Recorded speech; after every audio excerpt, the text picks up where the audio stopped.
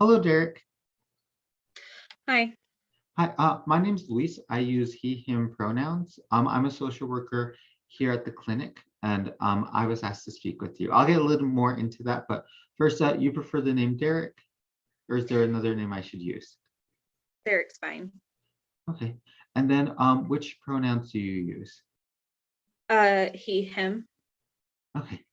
That's just something I ask all my clients to make sure that I'm addressing them in the way that they want to be addressed. Okay.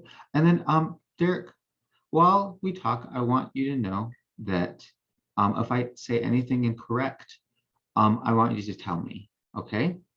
So, Okay. so Derek, if I say, "Oh, happy birthday," I know today's your birthday, what would you say? Today's not my birthday. Perfect. I want you to correct me when I say something wrong. And then, Okay. Derek, um, my job as a social worker here is to talk to people about things that have happened to them. And I talk to lots of people about different things that happened to them. So I want you to know that you can tell me whatever you want to tell me. Or if you don't want to, then let me know. So for example, if I ask you a question and you don't want to talk about it, say, I don't want to talk about it. But if you don't know, say, I don't know. Does that make sense? Sure. Okay. So Derek, if I ask you, Derek, what did you have for breakfast? What would you say? Eggs. Eggs. Perfect. I don't want you to guess. But so if I ask you, Derek, what did I have for breakfast? What would you say? I don't know. Perfect, because you weren't there. So you don't know. Okay. So Derek, I understand that there has been some, I don't know, communication happening with you and the doctor about a certain procedure. Yeah. Tell me about that. He wants me to have a colonoscopy. And I don't think it's really necessary. I don't want to do it. But he is telling me that he's not going to set up any appointments if I don't go. So I guess I have to go. Okay. Um, Derek, usually we find that people that if they are avoiding certain procedures or not like showing up to it, even scheduling, typically there's a reason. For example, you are really great at showing up for your appointments. And so it's kind of out of character for you to not show up to this one. Tell me, is there anything about this procedure that makes you uncomfortable? Um, well, I mean, it's weird. I don't like the idea of a colonoscopy.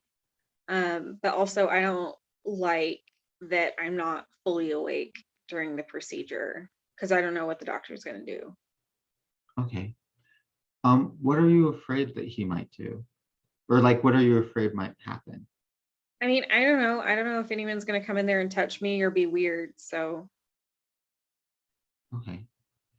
Because you don't know them very well. I mean, they are professionals, but at the same time, if you're in a state of like, I don't know, like a state where you can't respond or really protect yourself in a way, then you feel that something might happen. yeah. Okay. Derek, has anything like that happened to you in the past?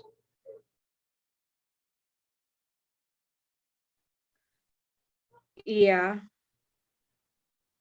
Tell me about it. Um it My dad would come into my room um when I was in bed and he would do things. So, like when you were partially asleep? I was always awake, but I didn't want him to think I was. Okay. Derek, thank you for sharing that with me. I know it's not something that you probably like to talk about, but you letting me know that helps me understand why this procedure might be something that is ominous because it sounds kind of similar to an experience that happened with your dad.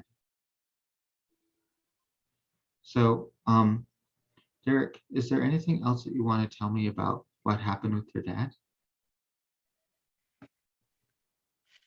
No, I never talked to anyone about it before, and it's never come up. Okay.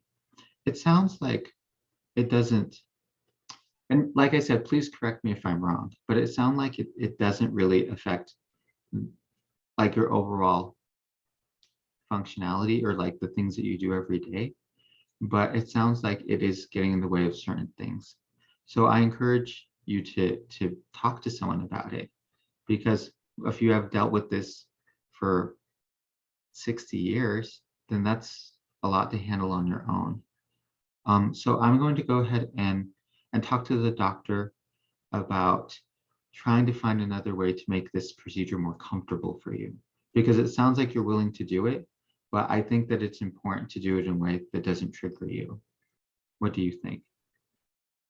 Yeah, if there's a way to do it where it's not, me laying down, not able to respond, I think I could do that. Okay. And because I want to be respectful of your information and of your confidence, um, is it okay if I tell the doctor what you told me? Or is it okay if I tell the doctor just that you would like to discuss ways to make it more comfortable for you? I'd rather you just tell them that we need to find a different way to do the procedure. Okay, perfect. And then, like I said, I am going to provide you with resources for therapy so that you have someone that's more, permanent in your care to talk about. Okay. Do you have any questions for me, Derek? No, I don't. Okay. Thank you. Thanks.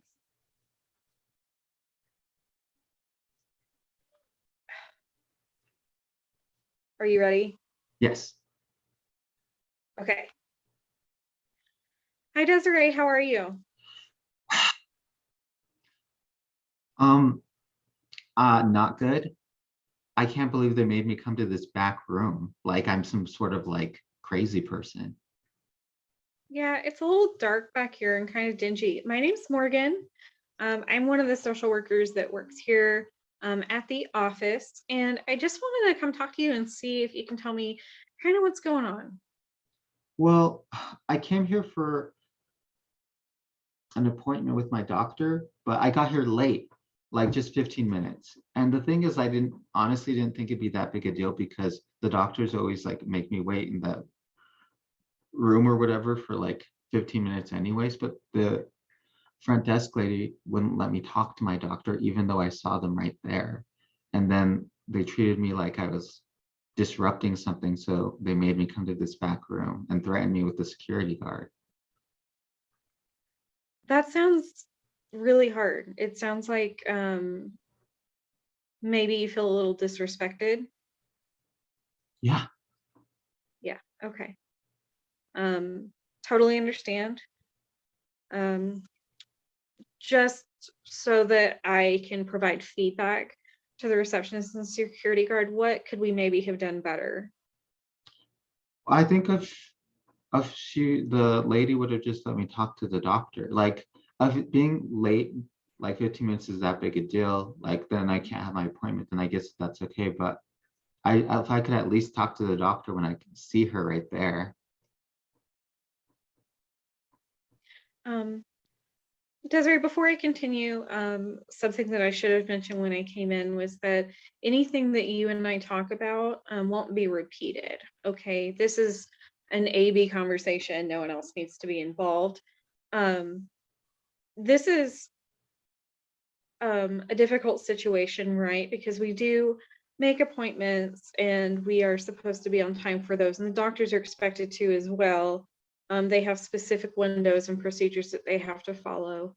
But I understand being frustrated because 15 minutes doesn't seem like a lot of time to be late. Can I ask why you were late? Sure. I mean, I was just running late. Like I have children that go to school, and so it took longer than I thought it would. Okay. Yeah, I get that. Um, when you first started to become a little, as the receptionist kind of described it, agitated, um, and spoke to the doctor, spoke to the receptionist, and she then called the security guard. How are you feeling then? I don't know. I wouldn't say I mean, I feel upset. Like I feel like you said disrespected. I feel like I'm just being treated not like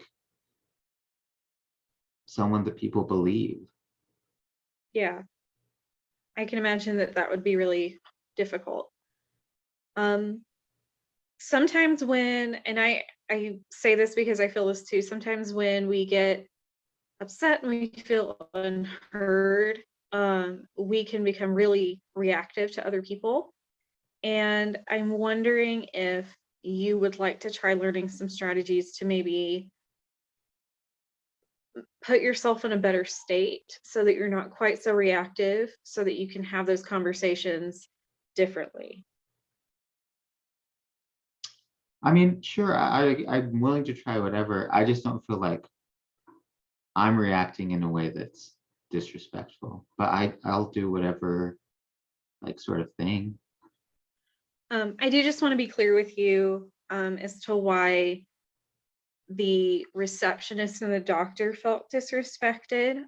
It was just the tone of your voice and your affect and your volume made them feel uncomfortable with the way that you were talking. And I wasn't there, so I can't speak to how you were acting, right? But you were and they were, and it sounds like everyone came across in a way that they didn't really want to.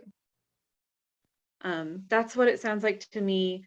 I'm just wondering if maybe we can try a particular technique that would maybe help you pull yourself into a calmer state when you're feeling disrespected by the people around you. Might help things go a little better. Yeah, sure. Have you ever heard of mindfulness? Yes. So how would you describe mindfulness? Basically, it's a way to try to help your mind focus by not focusing, I guess. That's that's definitely like one way to view it, and I think that's a smart way to view it. One other way is like focusing on something very specific and being in your moment, but not letting your mind drift off into kind of other thoughts. So if we're, say, using a breathing exercise as part of a mindfulness exercise, we're focusing on our breathing and how our breathing makes our body feel instead of what am I having for dinner tonight? I wonder if traffic's going to be bad. What are my kids doing? Does that make sense? Hmm. So if you're comfortable with it, I would like to walk you through a mindfulness exercise that uses breathing. Um, and maybe that's something that you can use in the future because it's not something that requires anything external. It's just you breathing. Does that sound like something we could try? Yes. Okay. We'll get started in just a minute because I don't want to walk through an entire mindfulness exercise in this video. We don't have time. Okay. Sounds good.